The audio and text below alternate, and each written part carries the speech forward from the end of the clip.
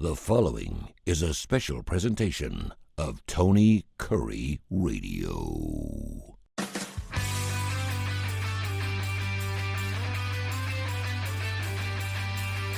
Two cats always looking for a silver lining for sure. Michael Coleman, CEO of the Heart of Alabama Food Bank. I'm Tony Kurre from Tony Kurre Radio. I know we will always take a glass half full, and it will always be half full, not half empty, and we can always make lemonade of something.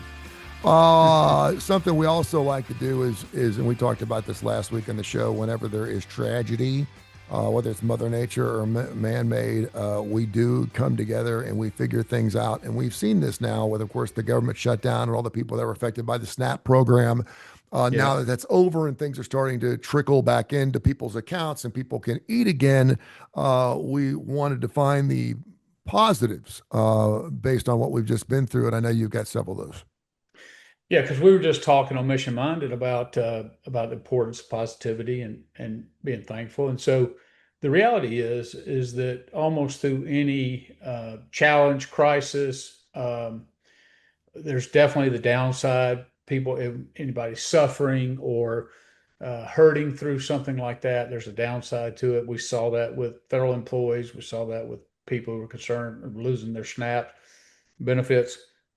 But we expect that, but sometimes we have unexpected things that come about. And so, yeah, we've had a few of those. I'll just take a few minutes. So one of them is one that we've mentioned before, though, is how humans are so different. If you think about how oftentimes people who aren't spiritual in nature, kind of believe in just a general evolution and where only the strong survive.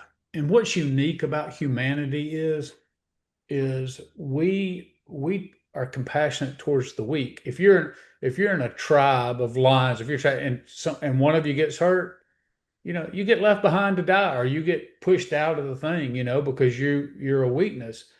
And what we do is we have empathy and compassion, and we build systems to take care of those who can't take care of themselves. And so that becomes more evident when resources go by the wayside. We don't go, well, I hate it. We give of our own resources. We share our food. We share our funds. We share our time. We share our compassion, all that.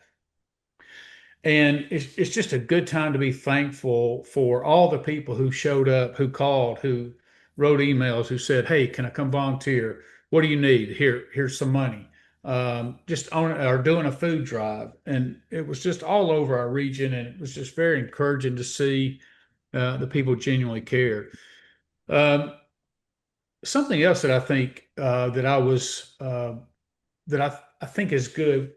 We're in this space all the time. So we talk about stuff like SNAP and I've been in the nonprofit world. So I've dealt with people, low-income people, for many, many years.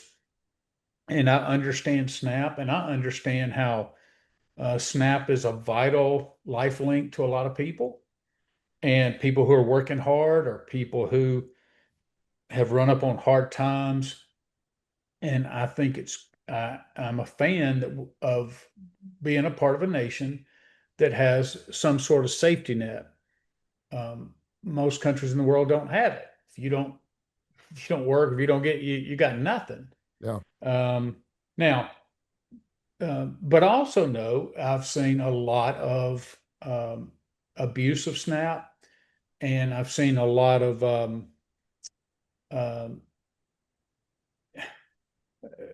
I'll just leave it at the abuse of SNAP. Okay. Well, or disincentivized from going out to work. Like right now, we have I don't know. I think it was 50%.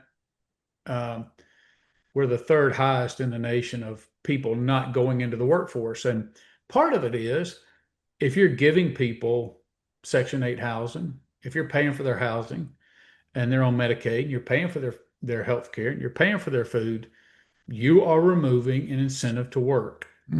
And that works against you. Now, that's especially when you're talking about people who can work. So what happens though is most people go on about their lives, and when you have situations like this where SNAP is talked about all the time, a lot of people will stop and go, okay, what is the SNAP thing about? So they dig into it a little bit, and so they become more educated on where these tax dollars are going and how they're typically spent. I've heard time and time again, they are blown away of the fact that 42 million Americans get SNAP benefits every single month. One out of every eight, I think it is. Yeah. And so they're just absolutely shocked by that. But the fact that they know that, hopefully, with people who use their mind, they say, "Wow, so is it a scarcity problem? Is it who are all these benefits going to? Is it why do so many people need these benefits? Is it there's no jobs out there?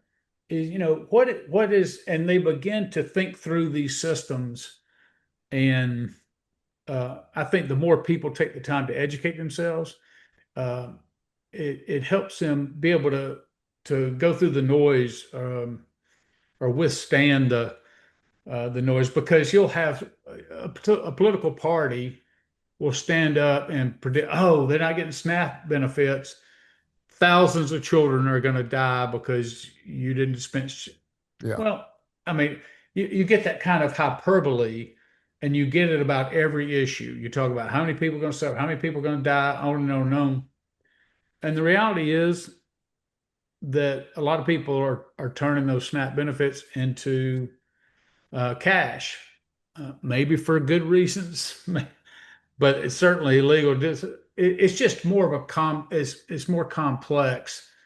And a lot of people would go, you know what? I don't know. I just can't even get into it. If they qualify, whatever. I'm just going to go on about my life. And that's how Yeah. most people do it. So it's actually a good thing to where the average citizen becomes more educated on what's going on around us and what our culture's doing and producing and not producing.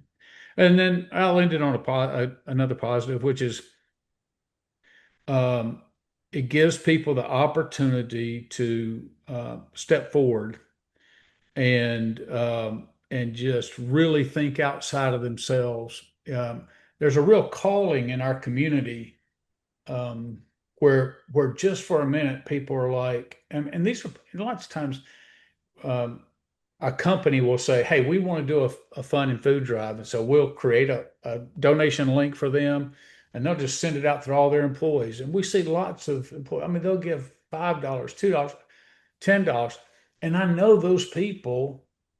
That $10, you know, is as high as groceries are, as high as fuel is, all that kind of stuff. I know that they would rather use that. They probably don't have that to give away.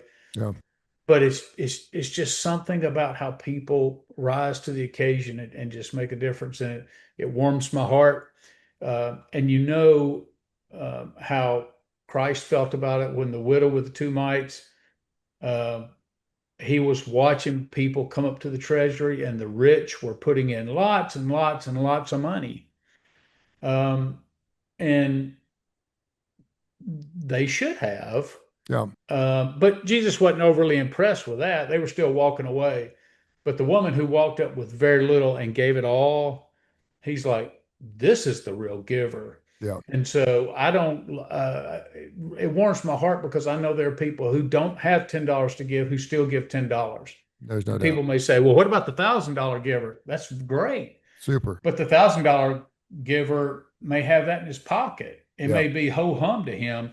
Yeah. And the $10 giver may have really made a sacrifice. So we're truly thankful. Now that we're on the other side of it,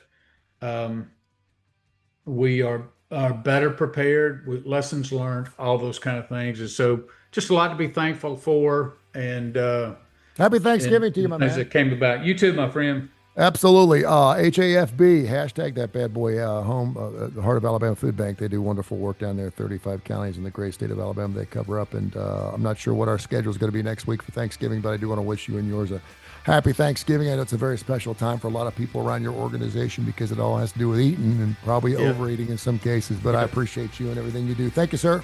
Yes, sir.